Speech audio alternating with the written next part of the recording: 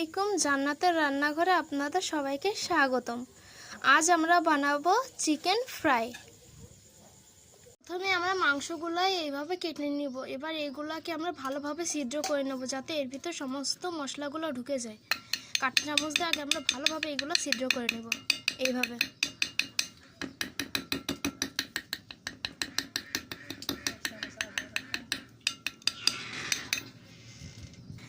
আমার সব কটা মাংস এই যে এইভাবে ছিদ্র করা হয়ে গেছে। এবার এর ভিতরে আমরা দেব 1 চামচ আদা বাটা। আমাদের মাংসগুলো দেখেন এইভাবে ছিদ্র হয়ে গেছে। আর আপনাদের খেয়াল রাখতে হবে জন্য এতে যেন এক ফোঁটাও পানি না থাকে, তাহলে ভাজার সময় এই পানিটা বেরোলে ভালোভাবে ভাজা যাবে না। এই যে এইভাবে পুরোটা ছিদ্র করে নিতে হবে।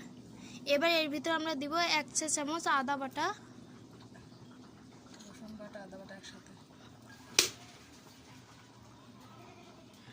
এবার রসুন বাটা 1 চা চামচ।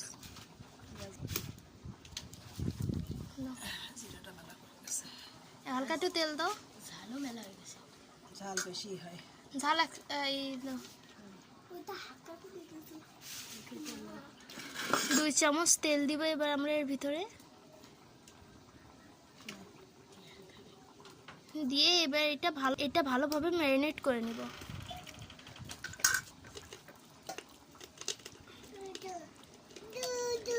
ঠিক এইভাবে আমরা সমস্ত মাংসগুলো এইভাবে আমরা ম্যারিনেট করে নিব। ভালো করে হাত দিয়ে মশলাগুলো মাংসের ভিতরে ঢুকিয়ে দিব। এবার এর ভিতরে দিব আমরা পরিমাণ মতো লবণ, পরিমাণ মতো হলুদ।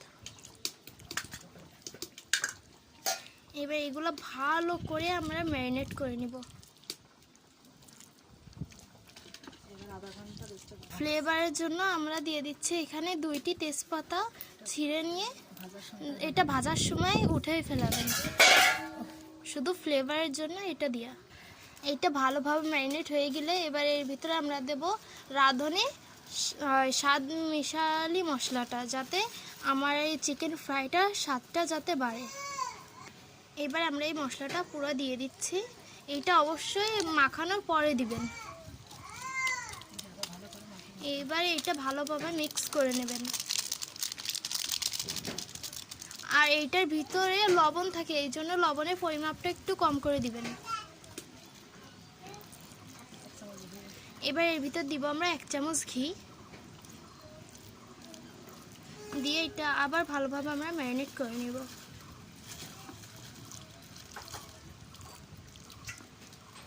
এবার এটা আমরা আধা ঘন্টার জন্য রেস্টে ধুয়ে দিব।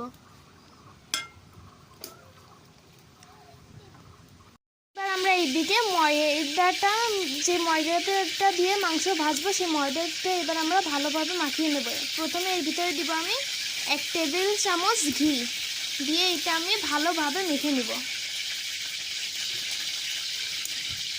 এবার এর ভিতর দিব আমি স্বাদ মতো লবণ দিয়ে এটা সুন্দরভাবে মাখানো লাগবে।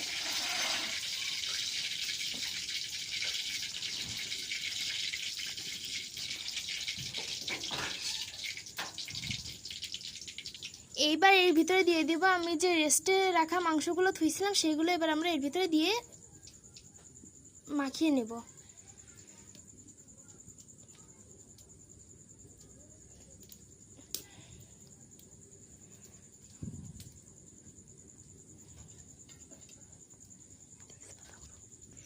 এবার আমরা এই মাংসটা ভালোভাবে চেপে চেপে আটার ভিতরে মাখিয়ে নিব, যাতে মাংসটার গায়ে সারা গায়ে ময়দাটা লেগে যায়।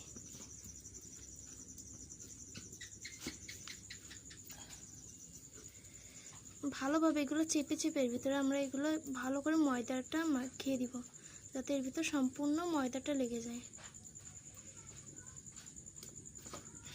ঠিক এইভাবে আমি আগে থেকেই চুলার উপরে কড়াইটা দিয়ে ভালোভাবে তাপ করে নিয়ে এর ভিতরে তেলটা দিয়ে ভালোভাবে গরম করে নিয়েছি। এবার এর ভিতরে আমরা মাখানো আটাগুলো এভাবে ঝেড়ে এবার আমরা এই মাংসগুলো ভাজার জন্য দিব। এই দেখেন আটাগুলো ঠিক এইভাবে লাগবে যেন ঝরে না পড়ে যায়। এবার একে একে আমরা এগুলো কড়াইয়ের ভিতরে দিয়ে দিব, দিয়ে ভালোভাবে ভেজে নেব।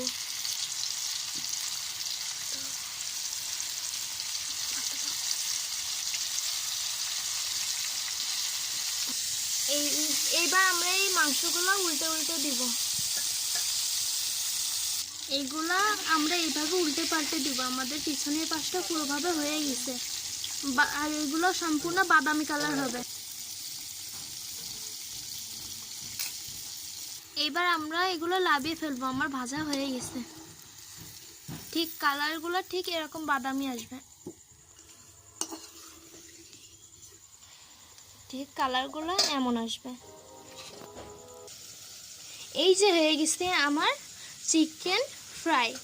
এই দেখেন আমার ফ্রাইগুলো কত সুন্দরভাবে হয়েছে। ঠিক এমন হবে, ফ্রাইয়ের কালারটা ঠিক এমন আসবে। আমাদের এই রান্নাটা যদি আপনাদের ভালো লেগে থাকে তো প্লিজ আমার চ্যানেলে একটি লাইক, একটি সাবস্ক্রাইব করে দিবেন।